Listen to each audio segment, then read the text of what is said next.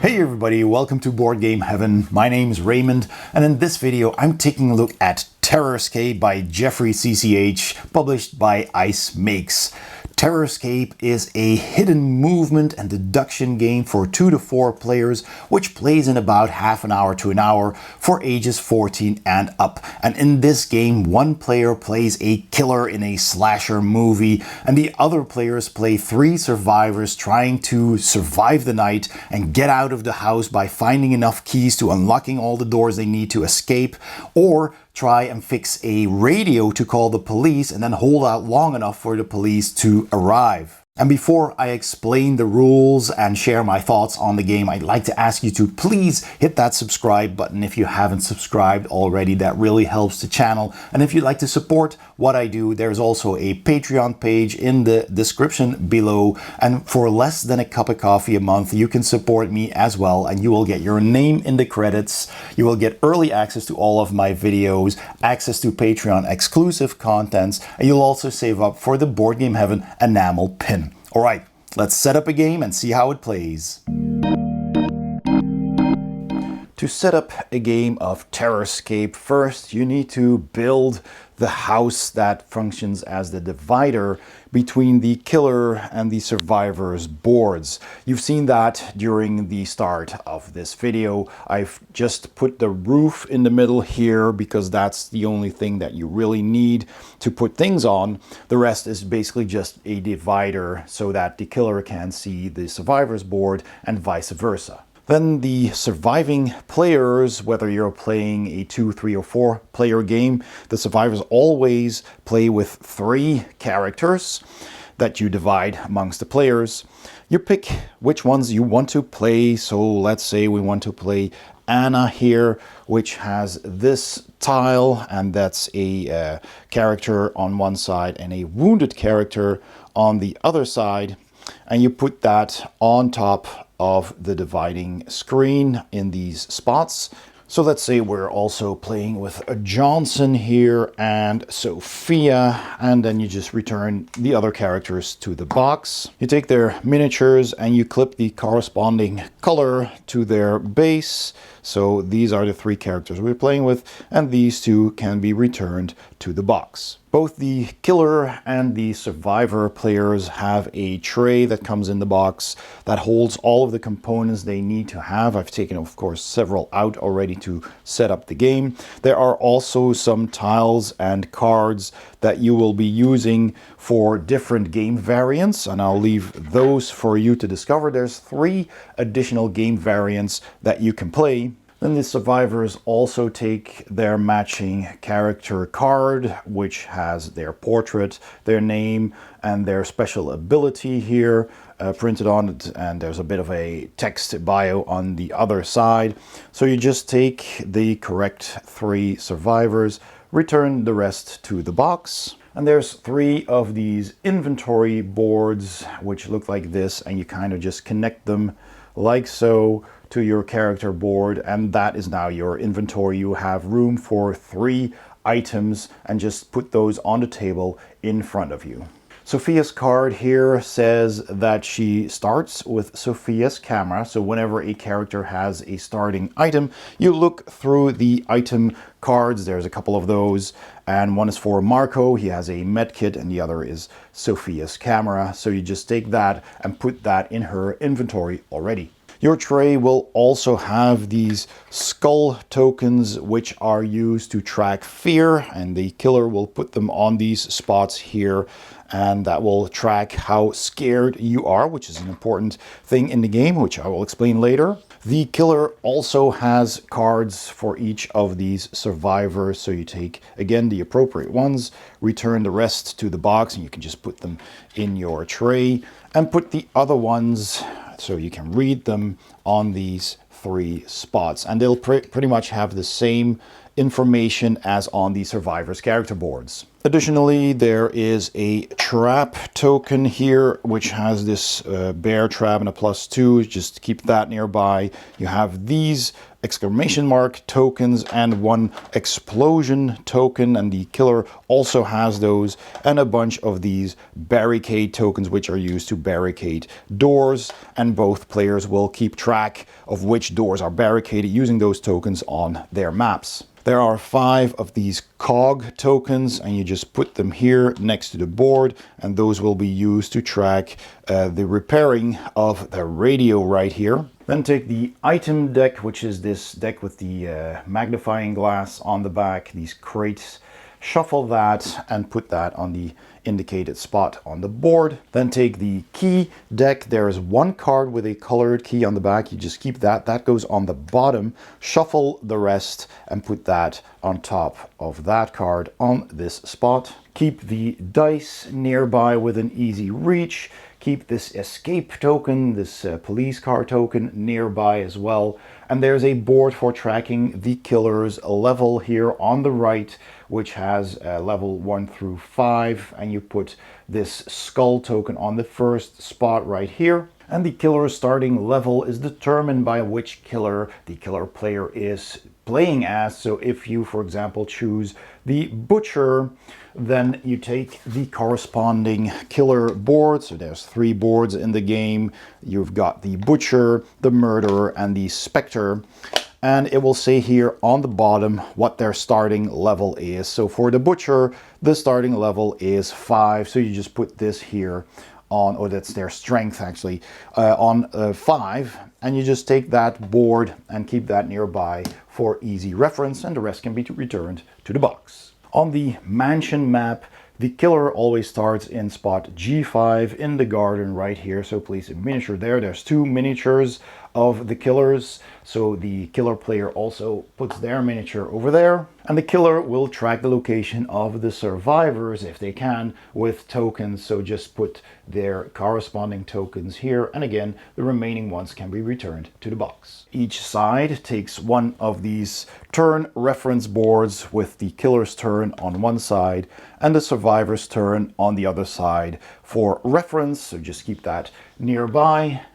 As the survivors try to repair their radio to call the police to get them out, the killer can also try and deduce how far they are and track that progress on this bar with this token using it this way.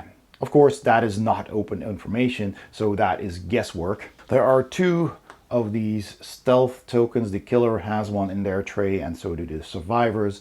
And he can use that to indicate that the killer is entering stealth mode, which means he's invisible. And when that happens, you can place the miniature on the stealth spot and use the token to try and deduce where they are. Every killer has a deck of cards with certain skills on it. One of those cards has a locked symbol on it, and that is only unlocked at a specific level. So you put that on the locked spot there, and the other cards are simply shuffled and kept nearby. So just put those next to your character board. The killer then draws 2 cards in their hand, and that's their starting hand. Of course, don't show that to the other players. And now you've set up the game, so let's explain the rules. The goal of the game is different for both players, of course, because the killer just wants to find and kill one of the survivors, and then they win the game. The survivor's goal is different. They need to either find 5 keys from the key deck, and they are placed in this key deck holder. There's 5 slots here to hold cards. Or they need to fix the radio using all 5 of these cogs to fix it, which calls the police, and then the police arrives in 5 turns. So they have to survive 5 more turns for the police to arrive and for them to be able to escape. When the police arrives, they immediately win. If they find all the keys, they still have to return to the main hall and exit here. Or if they have the secret map, then they can also escape through the garden. It says here, requires the secret map. But the yellow doors are basically your escape routes. During the game, the killer will not know exactly where the survivors are because they don't give away their position. They will have to deduce where they are using these tokens to indicate their possible locations. But the killer's location is always known to the survivor, so they will move the killer miniature the same way the killer is moving them because they have to tell them where they're going. And the game starts with all the survivors taking a turn first, followed by the killer, and so forth. The map for both players is of course exactly the same. It's the same layout, and there are expansions with different maps as well. And they are divided into several rooms, and every room has a code on it. There are 3 zones in the game. There's the blue zone, which you can clearly see because all the rooms are blue. There's a red zone here, and there's a green zone here. And the rooms are named accordingly: G1, 2, 3, 4, 5 for the green zones, and R1, 2, 3, 4, 5 for the red zone, and B1, 2, 3, 4, 5 for the blue zone. The map has also several icons on it. We've already seen the cog icon here because this is the room where the radio is and the only place where you can try and fix the radio. There's the key symbol here, and in these locations, there's 1 in each colored zone. You can search for keys. There are secret passages, which are these stairs. There's a number 1 secret passage, which leads to the other number 1, and a number 2 that leads to this number 2. But you can only travel between those secret passages if you have the flashlight item in your inventory. And some locations also have a small icon next to their name. There's this book, this swirl, and this hammer here, but those are only used in the survival plan game variant. As we've seen during the setup, the different killers have a starting strength. In this case, for the butcher, their starting strength is 5, which is indicated on the marker there, and they start at level 1, which doesn't give them any bonuses. But as they level up, they get additional boons here. So at level 2, they gain +1 strength. So you move this strength marker 1 up like that. And you can keep track of their levels with this marker. And every killer will have a different number of, different unlocks at each level. So here at level 3, they unlock Brutal Rage, which is that card that is locked. And here they get a revving chainsaw, which becomes this icon. I'll explain all the icons in a bit. And at level 5, when an encounter occurs, damage all targets before you attack, which is super strong. So they get better and better as they level up. Anytime a survivor gets injured by the killer, you flip over their card on top of the house in the middle, and that will show their injured side. If they get injured again after that, they are eliminated and the killer wins the game. So first of all, at the beginning of the game, the survivors will take their turns. And on their turn, they will do the following. First of all, before taking any actions, they will remove any noise tokens, which are these tokens here. If they are on the board, they are now removed. Then you will perform 1 of your 6 actions, and all of those are on this overview here. So you can move, you can remove all fear, you can remove a block token in your location, you can use a special action, you can repair the radio in that location if you're there and make noise, because that does produce noise, or you can search in a key location for a key card. And then you may optionally perform any bonus actions, so you can do extra actions or exchange items, which is also on the card here. Then after all 3 survivors have taken their action, you choose 1 survivor to discover. I'll explain what that is in a bit. And then you inform the locations of any noises you made to the killer. So if you were in here and you attempted to repair the radio, that makes noise, and then you will inform the killer, hey, there was noise in room B1, and they will also put a noise token there, so they know somebody was probably there making noise. So let's explain all those actions one by one. So like I said, first you remove all the noise tokens from the board. Then if you've already fixed the radio in a previous turn, and the police car has been informed, you move that one space further along this track, if applicable of course, but that won't be the case at the start of the game naturally. Check if there are any winning conditions, and then either before or after taking your main action, you can perform the optional actions, which are either exchanging items if you are in the same location as another survivor and you've got an item in your inventory, you know, on these boards here, then you can give it to another player, or you can use an extra action. So if you have a card that says extra action on it in orange, then you can do that action if you want to. So let me put this one back. So the main actions are as follows. You can move your survivor up to 2 spaces away, and spaces are indicated, severed by these doors, of course. So this is a room and this is a room, or these dotted lines. Those are also borders between adjacent locations. So maybe Anna wants to move here so she can try and search for a key later. Another action you can choose to do is to remove all fear icons. So if you have these fear tokens on your character, that means you're scared, and you can use your turn to calm down and remove all of these fear tokens, because if you gain a 3rd fear token, you become overwhelmed. And when that happens, you scream out in fear and immediately, of course, put down one of these noise tokens in your location so that the killer knows exactly where you are. Noise tokens are always limited to 1 per location, so it doesn't matter how much noise you make in one location, you just put down 1 token to indicate that there was a noise coming from that room. Note that there's also a firecracker token. There are certain items that make so much noise that you basically put a noise token in all of the location, masking any real noise that you might have made. So if you got 2 fear tokens, that would be a good idea to take your turn to calm down and remove those fear tokens before you get a 3rd one.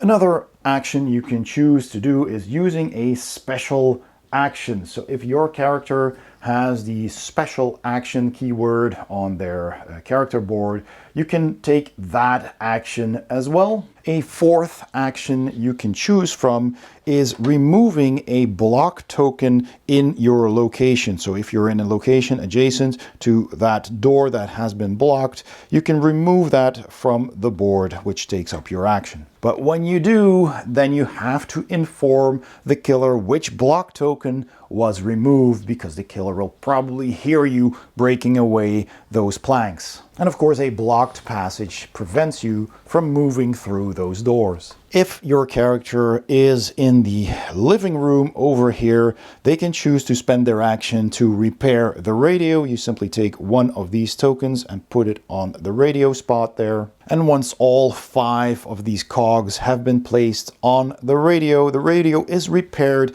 and the police are called, and you will put this police car token on spot 5 of the track. And remember that whenever you repair a radio, then you need to put a noise token down. There's an item in the game called the toolbox, which is right here.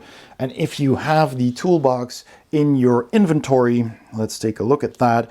It says at the radio location, a special action you can take is to do a +2 repair progress instead of the normal +1, and also place a noise token in your location. And Johnson here even has a ability that will get him another extra repair progress when repairing the radio with a toolbox. So he'll get +3 instead of +2. And keep in mind, of course, that the killer is also aware of the survivor's special abilities. If the killer is in the same room as you here with the radio, then you cannot repair the radio. You've got other things to worry about at that moment. And the 6th action you could choose is to search for a key in a key location. So when you're here, you can spend your action to take the top card from the key deck, take a look at it and see what it is. It isn't always a key. Sometimes it's an item here, such as here these limestone powder bags, which gives you a +2 defense. So you just keep that in your inventory, which might help you later. Whenever you find a actual key, so let's look through this deck for a key. Here is a key. Then it says put this card on the key stand immediately. So you just put it on here on top of the mansion screen here, so that also the killer knows that you found a key. However, just like with repairing the radio, if the killer should be in the same room as you, you cannot search for keys. Again, you've got other matters to worry about.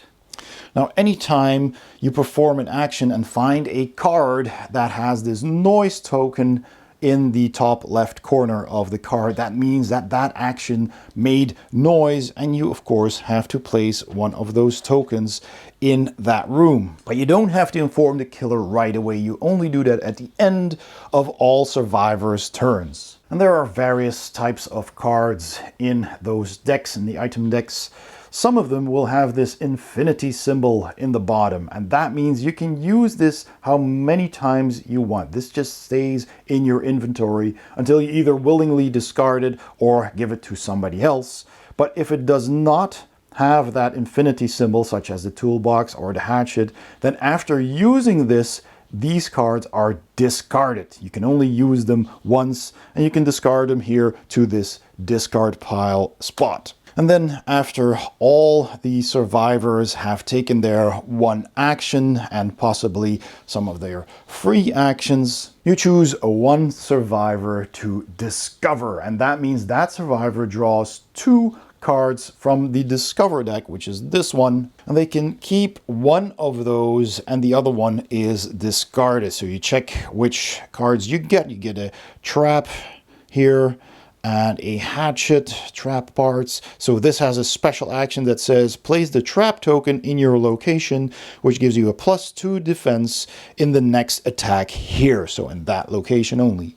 And that is the trap token right here, which also has that +2 on it. So if Sophia took that action with using that card, of course, as a special action, she puts down the trap token here, and then this is discarded. You can, of course, keep the card for now so you know what it does, but it's no longer in your inventory because it's been used. And then the other card is, once again, discarded. If there was only one card left there, you draw just the one card. But be careful, if the discovery deck is ever empty at the start of the discover step, then the survivors lose the game unless the rescue is already on the way. Because once you've fixed the radio and the rescue is on the way, you skip the discover step. And then finally, you inform the killer player of any noises that were made. So you simply say, well, there's noise in B1 and in R2. And then the killer will also put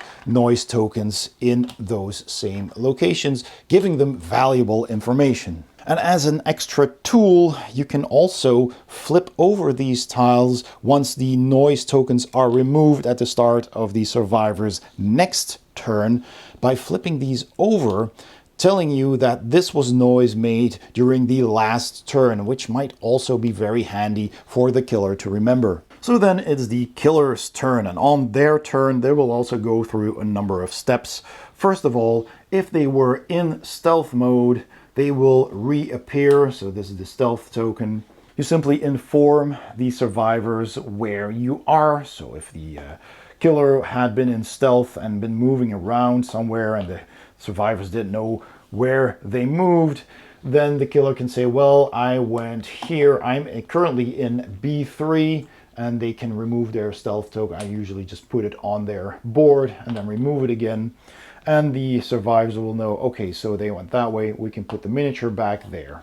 Then before using their main action, they can use fast cards, which are cards that have that orange bolt in the bottom left corner of the card there. And then they can either perform 2 actions, and I'll explain which actions you can use in a bit, or they can use special skill cards, and those are cards with the blue arrow in the bottom left.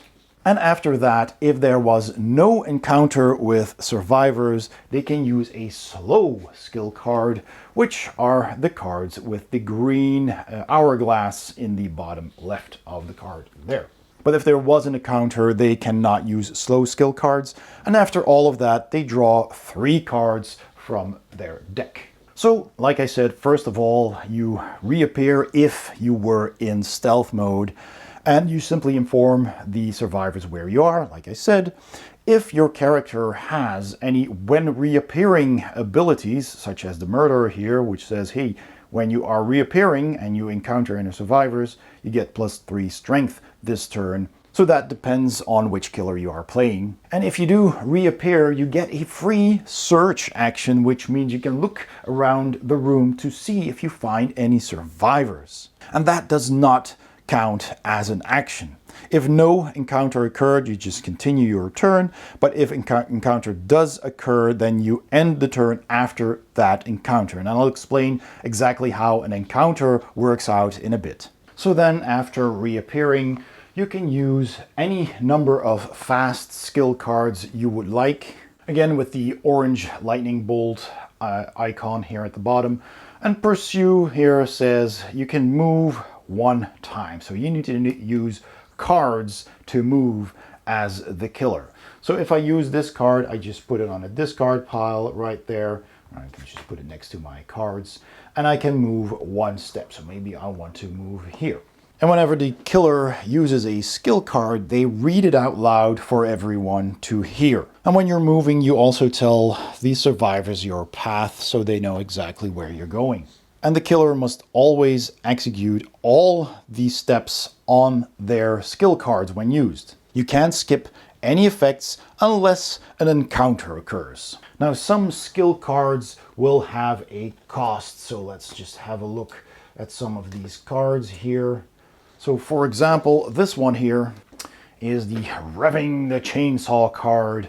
If you use that, this is a main action card, you have to discard 2 other cards from your hand, so they cost a lot of resources. And then in this case, you can fear all survivors within range. I'll explain all those terms in a bit. And I can move, so I do both of these in this order. So after doing a number of fast actions, here's another fast action card, which is the Sense a color zone, again a term I will explain in a bit. Then you can either do a special skill card with the blue arrow icon, like Revving the Chainsaw, or you can perform 2 actions. And we already saw what these special action cards can do, for example. So the other 2 actions that you could do is either moving or searching. And you can choose to move twice or search twice or do a combination of them. Moving is of course pretty straightforward. They can move from one location to another, even passing blocked locations. So if there was a noise here and the killer wants to investigate, and this was barricaded by the survivors by using an action card that lets them barricade a passage, then the killer can simply move through it. They just bust through that door, removing the barricade in the process, and then of course the survivors will do the same. And the other action, the search action, simply means that the killer searches the room they're in. So if they perform that, they'll just announce, I'm searching room B1, and then the survivors must honestly tell him if there is a survivor there. So in this case, they'll say, yes, Johnson is in this room with you. And when that happens, then an encounter occurs. Now, if no encounter occurred during the killer's turn, they can afterwards use a slow skill card, which again are the cards with the green hourglass in the bottom of the card. Simply follow what the card tells you to do, and then your turn is over and the killer draws 3 cards into their hand. But the killer has a hand limit of 5 cards, so if you end up with more than 5 cards, you need to discard down back to 5. Should your card deck be empty when you draw back 3 cards, then you can shuffle all of your discarded cards back in to form a new draw deck, and then continue drawing until you have 3 cards. Now, whenever you do run through your entire deck and you have to shuffle it, that is when the killer levels up. So if that happens, so it's good to use all of your cards then you move this level marker to the next level. And should your killer reach the level where they unlock the locked card here, so in this case for the butcher, that's level 3, they can take that card into their hand immediately. So it's not going to be shuffled into the draw deck. So there's a couple of keywords that we encountered here. There's moving, which we've explained. There's searching, which we've explained. You can block doors, which blocking simply means putting down one of these barricade tokens on a door. When the killer stealths, then that means sometimes it says stealth times n, number. Then the killer moves to an adjacent location without telling the survivors, so they don't tell them. And they can do that a number of times as indicated on the card, at which point the survivors will place the killer miniature on the stealth spot and the stealth token where they think the killer might be moving. Then there's also the keyword sense, and when somebody senses, then the killer will ask if there are any survivors in a zone or location or a range, depending on the effect of the card. And then all the survivors, except for Anna, who has a low profile, which means you are invisible to sense, must all tell you exactly who is in that zone or location or range. So that can be either a room or an entire colored zone or within a range. So if they sense ×2, they can sense like 2 rooms away, for example. There's also a heal keyword when that happens and one of the survivors has been injured during a previous encounter with the killer. They can heal and they will flip their character card back to the uninjured side. So what happens during an encounter after a killer has searched and found a survivor in the same location they are in? Then at that point, the killer will launch an attack on the survivor or survivors in that same room until either one of the survivors successfully defends against an attack or all the survivors failed their defenses. And an attack is resolved following the next steps here. So first, the killer can optionally use an attack skill card. And attack skill cards are, for example, this one for the murderer, which have these purple crossed swords icons on them.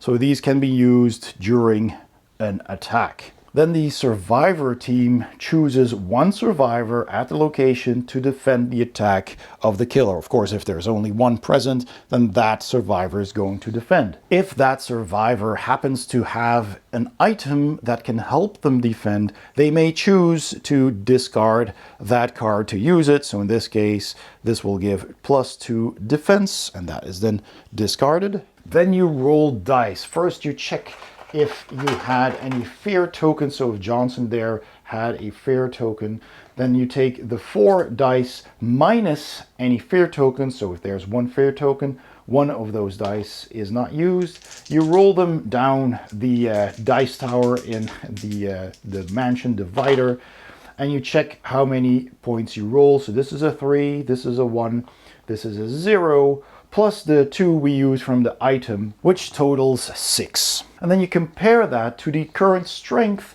of the killer, which at this point is 5. So if the defense is equal to or higher than the killer's strength, they defended successfully. But if the killer has a higher strength than what you rolled, they deal damage. So in the case of successfully defending, the survivor takes no damage and the killer discards 2 cards from their deck. And that will immediately end the encounter, so the killer's turn is over and no other survivors are attacked, even if there are more in that same location. But if your defense fails, then the survivor who failed is injured. You flip that card over, and if they were already injured, then they are killed and the killer player wins the game. But if they are injured for the first time, the game continues and the killer can possibly attack another survivor in that location. So if there was indeed another survivor there, then they too must defend. Now Sophia wasn't feared yet, so they can roll all 4 dice. So you roll those, you check your total, so that's 3, 4, 5. And if they don't have any additional items, they check it with the current strength. So if that again was 5, they successfully defend. The encounter ends, the killer's turn ends, and they lose 2 cards. Or if it was higher, they damage the survivor. And if that was the last survivor when successfully damaging them, the encounter also ends, and so does the killer's turn. After an encounter, whether it was successful or not, the survivors have the option to flee the location by moving 1. So Sophia could go here, and Johnson could move here, for example. Unless, of course, there was a barricade somewhere, then you need to choose a passage that is open. Finally, like I mentioned at the beginning, there are 3 different variants you can optionally play, which have a number of cards that you can use with those variants, and they are explained in the end of this rulebook. There's also a frequently asked questions section in the rulebook. But those are all the basic rules on how to play Terrorscape. So let's go to my final thoughts. So my final thoughts on Terrorscape by Ice Makes, who were kind enough to give me a demo copy at Spiel to review. Thank you so much for that. Let me start with the components. I mean, look at this mansion that acts as a divider between the 2 boards. It is absolutely stunning. It's an eye catcher. It's what drew me to the game in the first place, and I think that goes for a lot of people. You see this on the table and you're thinking, oh my god, what's this? I need to know more. It's actually pretty sturdy. It's made of thick cardboard. It's printed nicely. It looks amazing. It has an integrated dice tower. Just look at this. That is so cool. You have these nice dice, D6s with custom faces. So you've got 2 blanks, 3 1s, and 1 3 with these nice red engravings and red letters on black marble dice. That just looks really cool. You've got miniatures, really nice miniatures for the different killers that you have in this game. They're nicely detailed. They're like custom scale or standard scale, like other miniature games. And they're pretty detailed as well. That's pretty cool. You've got plastic trays to keep all of your components in, and both sides have a tray with all the tokens you need. So you just set that up and you're ready to go. There's not a whole lot of setup. And everything is of a very good quality. The tiles here are of a nice, good thickness, and the tokens of the same thickness as well. The cards are good, the boards are good. Comes in a pretty big box, but it holds everything. I've done an unboxing video in which you can see how it all fits inside. There's a lot of stuff in that box, but overall the components are top notch. The artwork is great. I love the art on the box. I love the art on the cards. It's all very thematic. And of course, the whole house here, the mansion, has some nice, cool art on the both sides. So, and even on the sides, everything you see has art printed on it. So this is really, really cool and very immersive. There's, the character art is really nice. It's a bit cartoony, and I think it looks really cool. I don't know if you can see that so far away, but yeah, it just looks really, really nice. So the artwork is absolutely beautiful. The board itself also looks really nice. The theme is fantastic. This game is dripping with theme. It's so good. And I love a game that has a lot of theme. You know this if you've watched my channel more times and seen the kind of games that I review. Then you know that I like a game that has a lot of theme, and this game has it in spades. This feels like you're playing a slasher movie, and either playing as the killer or as the survivors. It's both exciting, it's both fun. You really feel the immersion here, and they put a lot of thought and a lot of work into making it look and feel that way. And they did a great job on it. This is absolutely one of the most thematic games that I've ever played and that I own, and I'm super happy with it. So let's talk about the gameplay. It's just so much fun. There's so much to like about this game. The rules are pretty simple, and as the killer, you just need to figure out where the survivors could be. So you're trying to pay attention to what they're doing. You're trying to deduce what's going on. You can hear sounds, but they can also throw you off. So, you really have to pay attention and literally play your cards well, because you've got these cards and you're playing them. You want to play them at an opportune moment to try and get one of the survivors and hopefully wound them, and then try to get them again. Because you only need to kill one of the survivors and you've won as the killer. Sounds easy, but it really isn't. The survivors, especially if you're playing with 3 survivors, or 2 survivors at least, then you have to discuss what you're going to do without the killer knowing it, because they're sitting across from you, so they can't see what you're doing because of the screen, but they can obviously hear what you're saying. So you have to go like, I'm gonna just move this miniature over here, and then I'm gonna and use this card, because you don't want to give away what you're doing. And as the killer, it feels like you're listening through the walls or something, or you can hear them through the ventilation shafts, stuff like that, what they're trying to do. So you have to pay attention, and you have to kind of work out a code or something to communicate with each other to not give away what you're doing. And then there's distractions. You can make things make noise, right? Sometimes when you do something, it'll make noise and it'll give your position away. But you can also make noise on purpose with certain cards. And that's great to throw off the killer, because then he might think, oh, they're over there, well, when they're not. You might actually discuss with the other survivors, I need to fix the radio, but you're not gonna do that. I need to fix the radio, so I'm gonna just go there. And then somebody makes a noise there by throwing a bottle or whatever, and then the killer will think, oh, well, yeah, they fixed the radio because they were just discussing that, but they weren't actually doing that. So there's a lot of, secrety, sneaky things going on, and that is so good. That is so much fun and so thematic. And you can just, when the game is over and the survivors have won, you're like, haha, we threw you off with this and with that, and that turn, you remember when we did this? And it's just so much fun. You immediately want to play again. And there's 3 different murderers in the game that all play very differently. And that is also a lot of fun. You got the butcher, who's pretty slow, but he does a lot of damage, and he can just crash through barricaded doors. And you've got the ghost, who is, of course, a ghost, pass through stuff, but scares you more easily, and then makes you run away and stuff. And then there's the other one, what's it called, the assassin or whatever, the murderer, I guess, with the knives. He's pretty fast, and he can deal a lot of damage too with his slashing knives, which is also a lot of fun. It's a bit the medium, I would say, between these two. These two are kind of like extreme kind of killers. One is very strong but slow and lumbering, and one is very scary, and he's like just fast. And I love playing all 3 of them. It's very, very different.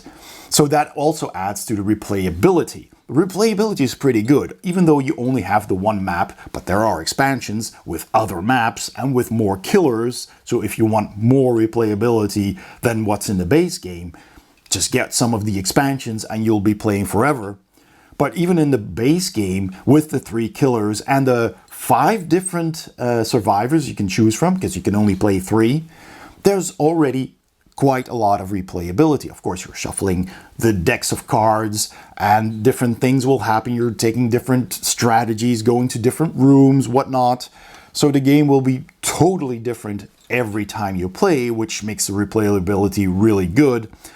You are, of course, still playing in the same map and in the same house. So yeah, like I said, if you want more variety in that, then there's expansions. And there's now even a Terrorscape 2, which has some new rules added, I understand. And that is currently being kickstarted. So I'll put a link in the description so you can go and find that. And even if you find out later, you can probably late pledge still. And it's just so much fun. I think this is a must-have game if you like hidden movement and deduction and one versus many, because this game just does it really well. And it's not too complicated either, so it's very easy to learn. And the setup, even though, you have to put together the mansion, if you just put this somewhere on your shelf, if you have the room for it, And if when you're playing it a lot, then you at least don't need to put this together, because the dice tower you don't need to take apart. It just goes right into the box. So that's pretty cool. There's just a lot to like about this game. I just love it to bits. We always have fun playing this game. It's just so much fun and thematic, and you're trying to figure out what are we gonna do? Are we gonna fix the radio and wait 5 rounds for the police to arrive and survive? Or are we gonna find all the keys? And it kind of depends, because you're going through the deck, you're searching for stuff in rooms, and if you find a lot of keys early on, you might say, well, it'll just go continue trying to get those keys. And you can know, the killer knows, because you put those keys up here, so he knows their progress. Whereas the progress on the radio, you have to kind of guess as the killer. You can hear the sounds they make when they're in that room trying to fix the radio, but they might also be throwing you off on a false lead. So yeah. Long story short, this is great. This is fantastic. I love this to bits. The game does have a bit of a learning curve, because in your first game you won't know what kind of abilities the killer has if you're playing the killer, and you need to kind of go through all the cards and read what they do and know how many cards you have in the deck and what happens. And when you level up, then you get a new card, which is usually very powerful, and yeah, you need to learn how to use them and what they do. And the survivors also need to learn, what can this killer do to us? What kind of actions can they take, and how does that work? So, and of course the killer needs to know what the survivor players can do, because at first you also don't know that. So a first game will probably just be getting to know what you can do, basically. Not just your own, but also the other players' characters. And that may take a little while. So there's a bit of a learning curve. And of course, all the different survivors and different killers have different kinds of things they can do.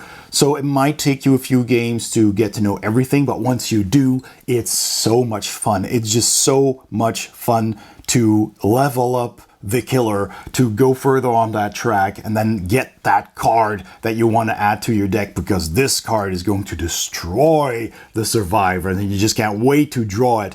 That is just so good. You just get better and better as the game progresses, and the survivors really need to make sure they get a move on and find those keys or fix that radio, because it's gonna get hairy real soon if they, take too much time. That is also something I really enjoy about this game. Finally, there's the language dependency.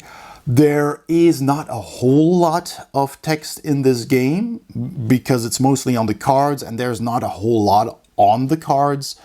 But, and basically the key cards just say, hey, put this card to the key stand immediately, which is this. So there's not a whole lot of text. In matter of fact, if I look through these, there are some cards that tell you, well, like the toolbox, for example, at the radio location, special action, +2 repair progress, and put a noise token in your location.